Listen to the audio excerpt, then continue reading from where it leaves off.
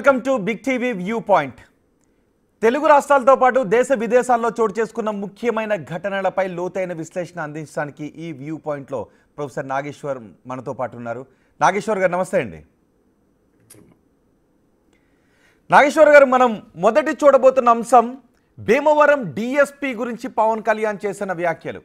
భీమవరం పరిసర ప్రాంతాల్లో పేకాట శిబిరాలు విచ్చలవిడిగా నడుస్తున్నా డిఎస్పీ పట్టించుకోవడం లేదు. డిఎస్పీ జయసూర్య, ఆయనపై చాలా ఫిర్యాదులు వస్తూ ఉన్నాయి, అలాగే ఆయన సివిల్ వివాదాల్లో తలదూరుస్తున్నారు అంటూ చాలా కంప్లైంట్లు వస్తున్నాయంటూ పవన్ కళ్యాణ్ రియాక్ట్ అయ్యారు. దాని గురించి ఏకంగా డీజీపీని వివరణ అడిగారు ఆయన, అలాగే ఎస్పీని కూడా వివరణ అడిగారు. డిఎస్పీపై విచారణ జరిపి రిపోర్ట్ సమర్పించాలంటూ పవన్ కళ్యాణ్ చేసిన ఆదేశాలపై ఆంధ్రప్రదేశ్ రాజకీయాల్లో ఇప్పుడు చర్చనీయాంశంగా మారింది. ఆయన సాధారణ పరిపాలన నియామక నిర్ణయాలు దాటి మాట్లాడారా అంటూ చర్చ జరుగుతుంది. ఈ విషయంపై ఒకసారి అనిత్ కూడా మాట్లాడారు. జరుగుతున్న ఈ వివాదంపై పవన్ కళ్యాణ్ స్పందించిన తర్వాత, పవన్ కళ్యాణ్ వివరణ అడిగిన తర్వాత హోంమంత్రి అనిత్ మాట్లాడారు. ఒకసారి హోంమంత్రి అనిత్ ఏం మాట్లాడారో చూద్దాం. అది ఎన్డీఏ కూటమి అండి. మేము ఒక విషయం చెప్పనా, మీ ఇలాంటి క్వశ్చన్స్ లాస్ట్ గవర్నమెంట్లో సీఎంని మీరు అడుగుంటే ఈ పొజిషన్ ఉండేది కాదు ఈరోజు మాకు. అదే కాదు చెప్తున్నా, ఇలాంటి క్వశ్చన్స్ ప్రీవియస్ సీఎంని మీరు అడుగుంటే, లాస్ట్ సీఎంని మీరు అడుగుంటే ఇలాంటి పరిస్థితులు ఇప్పుడు సొసైటీ కూడా వచ్చి ఉండేవి కాదు. నేనేమంటానంటే, ఈరోజు మేము అందరం ఎన్డీఏ కూటమిలో ఏదో రకంగా చిచ్చు పెట్టాలని చూస్తారు. మాకు అండర్స్టాండింగ్ ఉంది, మాకు సమన్వయం ఉంది, శాఖల మధ్యలో సమన్వయం ఉంది. మాకు ఎటువంటి ఈగోస్ లేకుండా మేము పనిచేస్తున్నాం. మా అధికారులు ఎటువంటి ఈగోస్ లేకుండా పనిచేస్తున్నారు. మీకు కావాల్సింది రిజల్ట్, మంచి పరిపాలన. మేమందరం కలిసి మేము పని చేసుకుంటాం అనుకునేటప్పుడు ఇది అంత క్వశ్చన్ అవసరం లేదని నా ఉద్దేశం. నాగేశ్వర్ గారు, పవన్ కళ్యాణ్ పోలీస్ డిపార్ట్మెంట్కి సంబంధించి ఒక డిఎస్పీకి సంబంధించి విచారణ జరిపి రిపోర్ట్ ఇవ్వండి అని అడగటం సాధారణ పరిపాలన నియమాలకు విరుద్ధం అంటూ చర్చ జరుగుతోంది. అదే సమయంలో ప్రజాప్రతినిధిగా అది ఆయనకు ఉన్న హక్కు అనే ప్రచారం జరుగుతోంది. అయితే హోంమంత్రి అనిత దీన్ని లైట్ తీసుకున్నారు. సో ఈ వ్యవహారం గురించి మీ అనాలిసిస్ ఏంటి? ఇది సాధారణ పరిపాలనా నియామకాలకు విరుద్ధమా? ఇప్పుడు సమస్య డిఎస్పి, సదరు డిఎస్పి పేకాటను ఇతర నేర కార్యక్రమాలని ప్రోత్సహించాడు. ఎందుకు ప్రోత్సహించాడు అన్నది ఇష్యూ కాదు.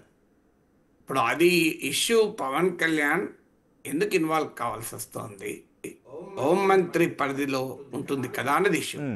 కానీ హోంమంత్రి ఆన్సర్ మీరు చూడండి.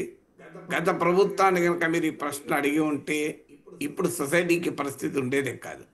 అంటే ప్రశ్నతో మాకు సంబంధం లేదు, మేము చెప్పాల్సింది చెప్పుకుంటామని కదా. ప్రశ్న అది కాదు కదా. ప్రశ్న పోలీస్ అధికారులు ఇలా ఎందుకు ప్రవర్తిస్తున్నారని ప్రశ్న అడిగితే ఎస్, రాజకీయంగా అది కూడా కరెక్ట్ కాదు. 16 నెలల తర్వాత కూడా ఇంకా గత ప్రభుత్వం వల్లనే జరుగుతుంది అని అంటే అర్థం ఉంటుందా? ఏదో అప్పుల పాలు ఆర్థిక పరిస్థితి గత ప్రభుత్వమే, ఆఖరికి ఒక డిఎస్పీ పనితీరు గత ప్రభుత్వం అని ఆధారపడి ఉంటుందా? ఇదైనా గత ప్రభుత్వంలో పోలీసులు ఇష్టారాజ్యంగా వ్యవహరించారు. మీ ప్రభుత్వం వచ్చింది కదా, వాళ్ళు పీక్ పడేయండి. వాళ్ళు ఇంకా ఎందుకు పదవులు ఉంచుకుంటున్నారు? సో అలాంటి వాళ్ళకి ఎందుకు మీరు యాక్షన్ తీసుకుంటున్నారు? అది కదా క్వశ్చను. కానీ గత ప్రభుత్వంలో అడిగుంటే ఇలా అయ్యేది కాదు అనే క్వశ్చన్ ఒక రకంగా ఆన్సర్ ఏమి ఇవ్వాలో తెలియని పరిస్థితికి నెట్టివేయబడినవి కదా. హోంమంత్రి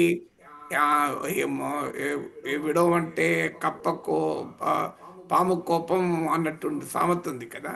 సో ఆ రకమైన పరిస్థితి ఇప్పుడు ఏమనాలి? సాధారణంగా మీకు హోమ్ మినిస్టర్లో ఉన్న హెల్ప్లెస్నెస్ కనబడుతోంది. ఎందుకంటే గతంలో పవన్ కళ్యాణ్ బహిరంగంగానే వేదికపై నుంచి హోంమంత్రిని ఆక్షేపించారు. మీకు చేత కాకపోతే పక్క జరగండి, నేనే హోంమంత్రి పదవి తీసుకోవాల్సి వస్తుందని కూడా వ్యాఖ్యానించారు. ఆ స్థాయికి కూడా వెళ్ళింది. సో ఆ తర్వాత ఇప్పుడు ఒక పోలీస్ అధికారి, ఎస్, ఒక ప్రజాప్రతినిధిగా, ఒక మంత్రిగా, ఉప ముఖ్యమంత్రిగా ఖచ్చితంగా ఒక పోలీస్ అధికారి పైన చర్య తీసుకోమని రిప్రజెంట్ చేసే అధికారం పవన్ కళ్యాణ్కి ఉంటుంది. కానీ ఇక్కడ రిప్రజెంట్ చేశాడా, వివరణ అడిగాడా? వివరణ అడిగే అధికారం మాత్రం పార్లమెంటరీ డెమోక్రసీ రూల్స్ ఒప్పుకో. ఎందుకంటే కలెక్టివ్ రెస్పాన్సిబిలిటీ ఉండొచ్చు, కానీ అదే సమయంలో నేరుగా వివరణ అడగడం డీజీపీని, వివరణ అడిగితే హోంమంత్రిని బైపాస్ చేసి డీజీపీ ఎందుకు అడిగారు? ముఖ్యమంత్రి అడగవచ్చు. ముఖ్యమంత్రి different chief minister different from deputy chief minister. Deputy chief మినిస్టర్కు కాన్స్టిట్యూషనల్గా కానీ స్టాట్యుటరీ కానీ ప్రత్యేక హోదా ఏమీ ఉండదు. That is more a political హోదా తప్ప రాజ్యాంగబద్ధమైన హోదా లేదు. మీరు రాజ్యాంగం మొత్తం గాలించండి, ఎక్కడన్నా ఉప ముఖ్యమంత్రిని ఎలా ఎంచుకుంటారో అని ఉందా? అందుకే గతంలో జగన్మోహన్ రెడ్డి 5 ఉప ముఖ్యమంత్రులను కూడా పెట్టారు కదా. ఏ పార్లమెంటరీ డెమోక్రసీ బాధ్యత మంత్రులందరికీ బాధ్యత ఉంటుంది. హోంమంత్రి సంబంధించిన వ్యవహారాల పైన పంచాయతీరాజ్ మంత్రి అయిన పవన్ కళ్యాణ్ కూడా బాధ్యత ఉంటుంది. దాంట్లో అనుమానం లేదు. బాధ్యత ఉండడం వేరు, నేరుగా యాక్షన్లోకి రావడం వేరు. ఉదాహరణకు ఒక పంచాయతీరాజ్ డిపార్ట్మెంట్లో ఒక ఆఫీసర్ పనిచేయరు, డిస్ట్రిక్ట్ పంచాయతీ ఆఫీసర్ పనిచేయరు. హోంమంత్రి కనుక నేరుగా డిస్ట్రిక్ట్ పంచాయతీ ఆఫీసర్ను చర్య తీసుకోమని ప్రిన్సిపల్ సెక్రటరీ పంచాయతీరాజ్కు ఫోన్ చేసి అడిగితే ఎలా ఉంటుంది పవన్ కళ్యాణ్ రియాక్షన్? సో ఆ సిచ్యువేషన్ ఇప్పుడు ఉంటుంది, ఎందుకంటే ఎవరి శాఖలు వారికి ఉంటాయి.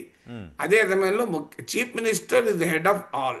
చీఫ్ మినిస్టర్ అన్ని డిపార్ట్మెంట్లను సమీక్షించే అధికారం ఉంటుంది, అన్ని డిపార్ట్మెంట్లను పిలిపించి అధికారులతో మాట్లాడే అవకాశం ఉంటుంది, బికాజ్ ఈ ద చీఫ్ మినిస్టర్.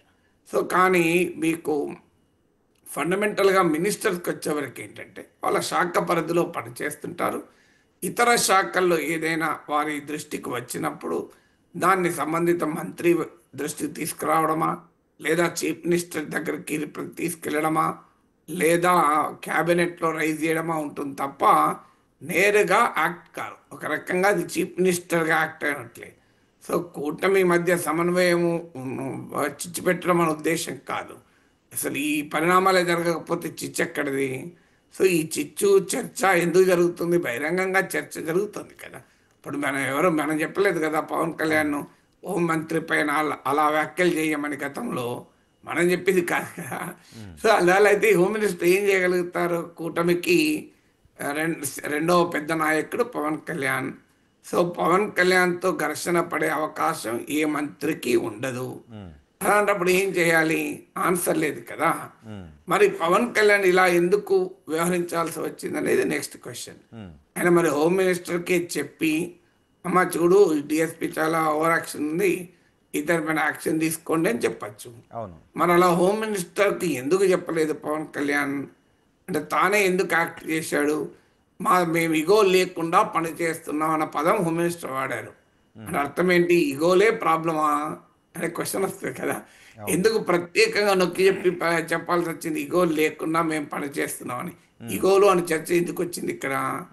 బహుశా హోమ్ మినిస్టర్కు నేను చెప్పడం ఏంటి అనే భావన పవన్ కళ్యాణ్కి ఉందని మంత్రి గారు ఏమైనా ఫీల్ అవుతున్నారా? సో దీనికి అనేక క్వశ్చన్స్ అయితే రైజ్ అవుతున్నాయి కదా.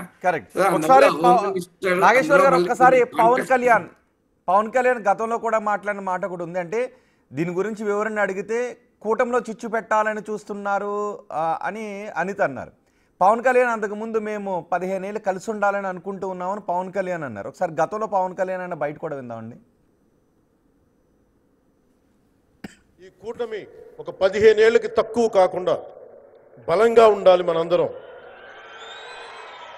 ఎంత బలంగా ఉండాలి అంటే ఇంక ఇది తప్ప ఇంకెవరికి ఏది రాదు. ఇబ్బందులున్నా ఏమున్నా తట్టుకొని నిలబడి, ఎందుకంటే ఈ రోజున ప్రధానమంత్రి గారు మనకు వచ్చి అండగా ఉన్నారంటే ఈ పెట్టుబడులను కానీ ఈ నమ్మకాన్ని కానీ ఎట్టి మాత్రం సడలించకుండా మేము ముందుకెళ్తామని మీ అందరికీ తెలియజేసుకుంటూ అందరం సమిష్టిగా పనిచేస్తాం. ప్రధానమంత్రి గారి నాయకత్వంలో గౌరవ ముఖ్యమంత్రి నారా చంద్రబాబు నాయుడు గారి స్ఫూర్తితోటి ఆ నాయకత్వంతో ముందుకెళ్తాం. మేమందరం మీ ఆకాంక్షల్ని, వచ్చే తరం ఆకాంక్షల్ని ముందుకు తీసుకెళ్తామని తెలియజేసుకుంటూ సెలవు తీసుకున్నాను. నాగేశ్వర్ గారు, మొన్న కర్నూలు సభలో పవన్ కళ్యాణ్ మాట్లాడిన మాటలు ఇవి. సో ఆయన ఆకాంక్ష అలా కనబడుతుంది. ఇక్కడ కనీసం అనితతో కూడా చెప్పకుండా నేరుగా ఆయన ఆదేశాలు జారీ చేయడం తర్వాత ఈగోస్ ఏమన్నా ఉన్నాయనే చర్చ జరుగుతోంది. చిచ్చు పెట్టాలి అని ప్రయత్నం చేస్తున్నారు అనే అనిత మాటలు కనబడుతున్నాయి. ఆకాంక్ష కాదు, ఆచరణలో కూడా రాష్ట్ర నాయకత్వ స్థాయిలో I don't think there is anything that is wrong.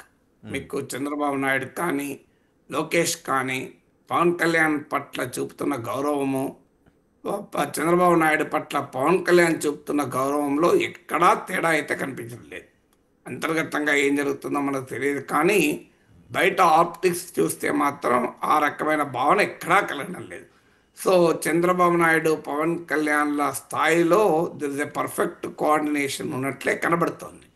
ఇటీవల కూడా చిరంజీవి పైన బాలకృష్ణ అసెంబ్లీలో వ్యాఖ్యలు చేసిన నేపథ్యంలో చంద్రబాబు నాయుడు పవన్ కళ్యాణ్ జనంతో ఉన్నాడు అనే కారణాన ఆయన ఇంటికి వెళ్ళి గంట సేపు మాట్లాడాడు.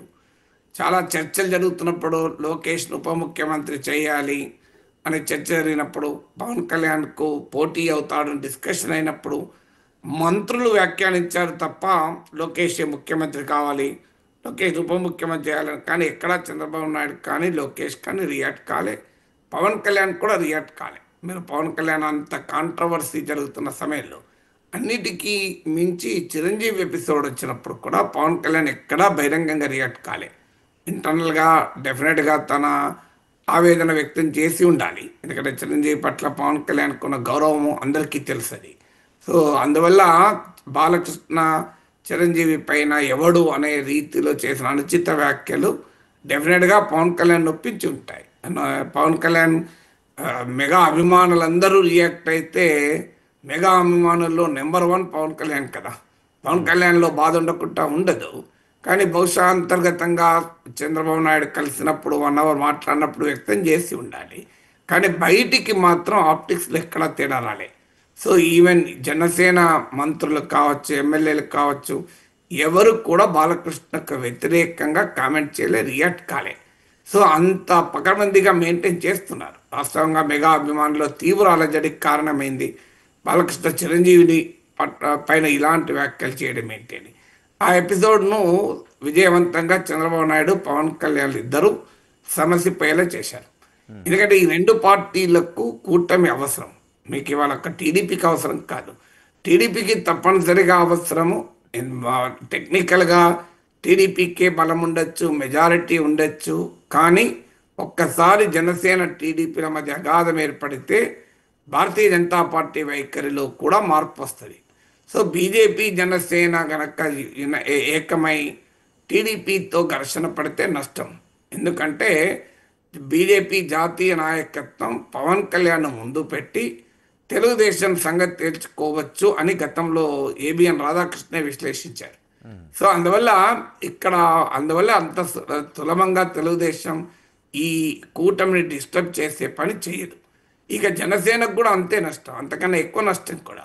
ఇవాళ జనసేనకు 2019లో ఒకటే సీట్ వచ్చి పవన్ కళ్యాణ్ కూడా ఓడిపోయిన సిచ్యువేషన్ నుంచి ఇవాళ 100% స్ట్రైక్ రేట్ 21 సీట్స్తో పవన్ కళ్యాణ్ ఉప ముఖ్యమంత్రి కాగలిగాడంటే అది తెలుగుదేశంతో పొత్తు వల్లనే సాధ్యమైంది. అందువల్ల ఉభయులకు లాభం జరిగింది. బీజేపీకి నాగు బొనాంజానే, సో ధమాకా దీపావళి ధమాకా లాగా లాభమైంది పొత్తు వల్ల. అందువల్ల అలాంటి పరిస్థితుల్లో ఇప్పుడు ఈ కూటమిని రాష్ట్ర స్థాయిలో డిస్టర్బ్ చేయరు, కానీ దిగువ స్థాయిలో మాత్రం ఇలాంటి ఇరిటెంట్స్ ఉంటాయి. అందువల్ల పవన్ కళ్యాణ్ 15 ఏళ్లకు తగ్గకుండా కూటమి ఉండాలి అనుడుకు ఈ ఎపిసోడ్కు మనం లింక్ పెట్టాల్సిన అవసరం లేదు. ఆకాంక్ష ఆచరణలో కూడా కూటమి నాయకత్వం స్థాయిలో రాష్ట్ర స్థాయిలో ఎలాంటి ఇబ్బందులు లేవు. కానీ క్షేత్ర స్థాయిలో ఈ ఛాలెంజెస్ లోకల్ ఎమ్మెల్యే స్థాయి నుంచి మొదలుకొని ఏకంగా మంత్రుల స్థాయి, ముఖ్యంగా పవన్ కళ్యాణ్ హోంమంత్రి విషయంలో మాత్రం ఎక్కడో ఒక చోట తేడా కొడుతోందనే భావన కలుగుతోంది. మరి పవన్ కళ్యాణ్ హోంమంత్రి తీసుకోవాలని అభిప్రాయంలో ఉన్నారా అనేటువంటి భావన కూడా కలుగుతుంది. ఎందుకంటే గతంలో నేనే తీసుకుంటా అన్నాడు చంద్రబాబు నాయుడు, ముఖ్యమంత్రిని అడుగుతాను అనలే, నేనే తీసుకుంటా అన్నాడు. జనరల్గా శాఖలు అనేది చీఫ్ మినిస్టర్ ప్రెరగేటివ్, సీఎం ప్రెరగేటివ్ను పవన్ కళ్యాణ్కి తెలియక ఉండదు కదా. కానీ పవన్ కళ్యాణ్ నేనే తీసుకోవాల్సి వస్తుంది అని, అంటే ఏ శాఖ ఎవరు తీసుకోవాలనే దాంట్లో తనకు ఉండేటువంటి సే ఉంది అని ఇండైరెక్ట్గా చెప్పారు. అందువల్ల డెఫినెట్గా హోంమంత్రి అసహనాన్ని అర్థం చేసుకోవచ్చు, కానీ మీడియా పైన అసహనం చూపెడితే ఏమొస్తుంది. రైట్, మరో టాపిక్ చూద్దామండి. ఇది తెలంగాణ రాజకీయాలకు సంబంధించిన టాపిక్ ఇప్పుడు మనం చూడబోతున్నాం. కొండా సురేఖ, ఆంధ్రప్రదేశ్లో పవన్ కళ్యాణ్ అనితకు సంబంధించి హోంమంత్రి, హోంశాఖకు సంబంధించి పవన్ కళ్యాణ్ ఆయన పరిధికి మించి వెళ్ళారా అన్న దానిపై చర్చ జరుగుతోంది. దాని గురించి లోతైన విశ్లేషణ